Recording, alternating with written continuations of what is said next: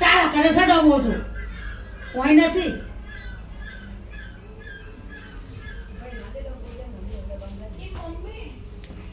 ઈ આઈ ગયો આ તો પકડી પાડ્યો અમને હા બોલ આ પકડી છે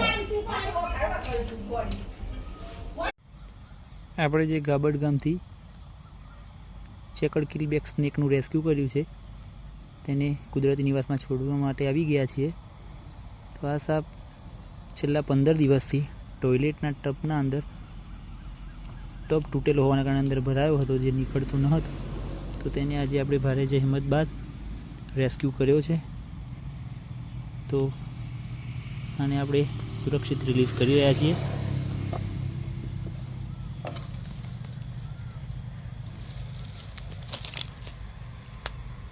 વિડીયો જોવા બદલ આપનો આભાર.